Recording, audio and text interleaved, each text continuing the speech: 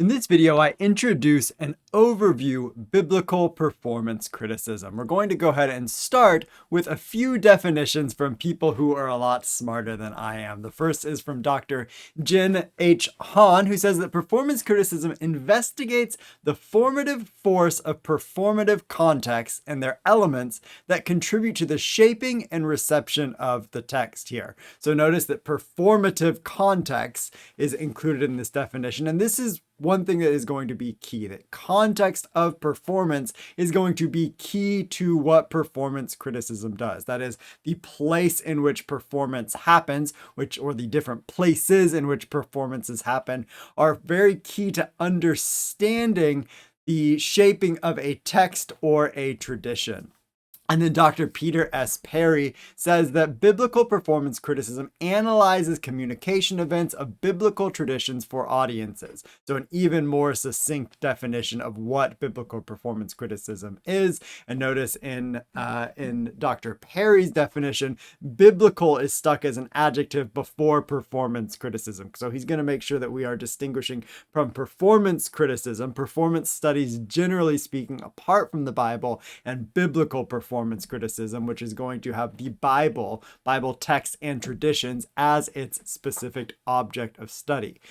Communication events is going to be a key term here in Dr. Perry's definition, as is biblical traditions and audiences. So when you have a shorter definition, each term is a little bit more important for that particular definition. We're going to unpack what these different things are, what communication events are, what biblical traditions are, and what audiences are. But I want to note from the outset that notice biblical traditions does not say biblical texts. So performance critics and Dr. Perry are going to want to expand what it means when we're talking about the Bible. The Bible is not simply the written form of the text. Moving on to a sort of overview of what biblical performance criticism is, from the specific definitions to a general sense of what we're talking about when we're talking about performance criticism. First and foremost, performance criticism is a tool for interpretation. It uses performance as a way to understand biblical traditions, and it also uses non-biblical performance studies. So it's going to sort of be interdisciplinary in this sense. It's going to think with performance studies in things like music, dance, film, any number of other places where performances happen. And performance is going to be, depending on who you asked, defined differently, from very broad to almost anything being a performance to something more specific, where a performance may be a sort of one human show of a biblical text, or a one human performance or retelling of a biblical text or tradition. Next here, biblical performance criticism understands biblical traditions as performances, both in the ancient world and in the modern world. So there's going to be sort of a two-pronged way of thinking about biblical performances, both how performances of the biblical text, what they might have looked like in the ancient context, and also utilizing modern performances. Some performance critics themselves are performers, so they will perform the biblical tradition in order to understand it better, or they will analyze the performances of other performers of biblical traditions in order to understand that tradition a little bit better. To understand where we are at with biblical performance criticism now, it's helpful to understand sort of the history of biblical performance criticism. And if we're sort of tracing our roots back, we're going to begin in the sort of the early 20th century with what is called form criticism. And what form criticism did is it took biblical texts and sort of chopped them up into little forms or genres that were thought to be told in oral settings, that they were sort of the forms were oral cores of stories told, either from the Hebrew Bible or from the New Testament, especially in the Gospels when it comes to the New Testament, and narrative texts when it comes to the Hebrew Bible, that we have these different mini genres or forms that were oral oral traditions that got written down and put into written biblical texts. And so what form critics wanted to do was sort of get back to those forms and understand the original setting of the oral forms of the Gospels or of Hebrew narratives.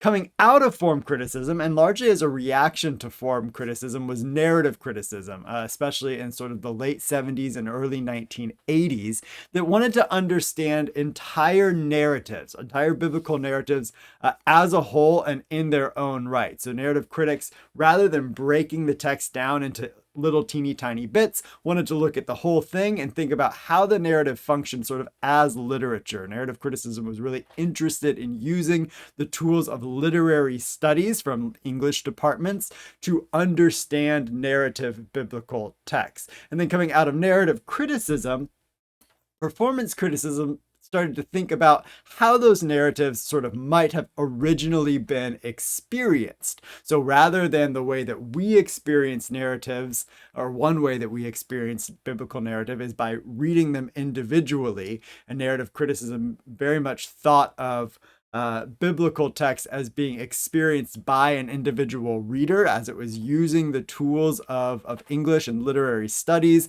It was using tools that engaged an author with a reader.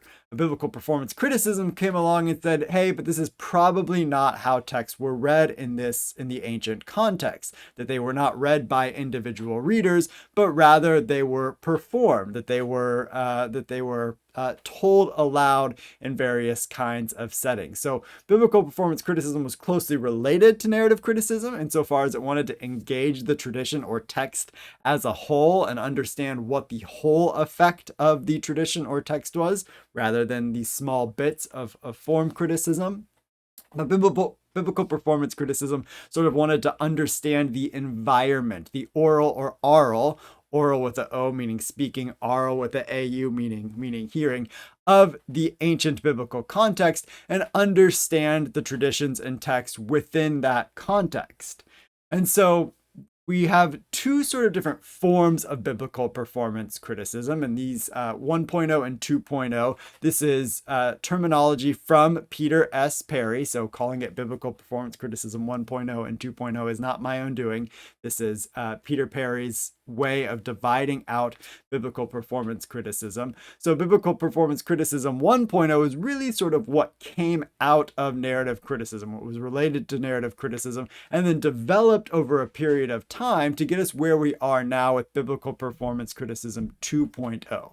And so with respect to these different sort of forms or emphases of performance criticism, the first sort of version of performance criticism was really interested again in that oral culture of the biblical text and understanding how these texts would have been performed in that particular culture as opposed to being written by individuals and read by individual readers. So this approach very much sort of thought of, there was an oral way of experiencing the text and there was a literate way of experiencing the text. And sort of early on, biblical performance criticism really wanted to divide out those two, the oral and the literate. And this would come to be critiqued somewhat quickly as the so-called Great Divide approach to orality and literacy. And many people came along and said, hey, this is sort of not how texts work. There's not a sense in which traditions are only oral or only written. The two intermingle and interlap with one another. And as biblical performance criticism has advanced in the last 30 or 40 years, it sort of really responded and developed, recognizing that Great Divide approach is not the sort of most appropriate way to think about oral and literate traditions. And then the last note here is that in sort of biblical performance criticism 1.0, there was an emphasis on performing the text and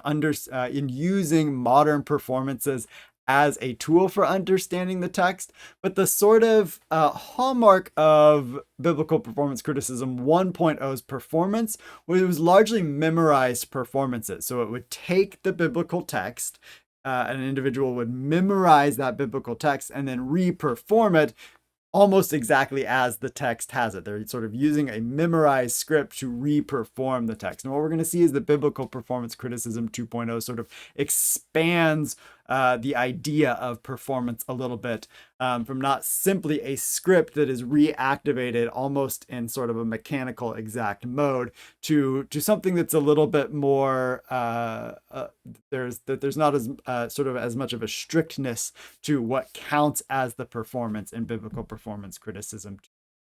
So as to the hallmarks or features of biblical performance criticism 2.0, we have this sort of version arising in the 2010s and into the present, the last decade or two. It's also going to be very much concerned with ancient performances and thinking about the ways that the biblical traditions were performed and re-performed in their ancient contexts, but it's going to do so in a variety of different ways. It's not going to say that there is one kind or one form or one function of performance in the ancient world, but there were different performances, and that each individual performance in the ancient world made for a different kind of event and made for different kinds of meanings.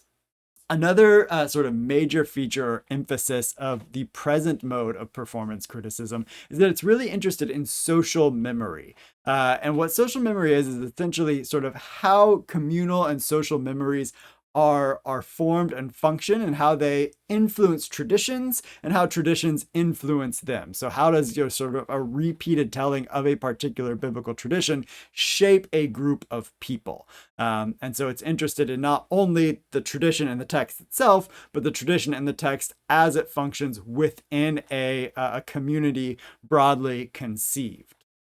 Modern biblical performance criticism is also very much concerned with sort of what performance can tell us about translating the Bible in the modern world, how it might change our understanding of what we're doing when we translate, and how it can inform translation decisions.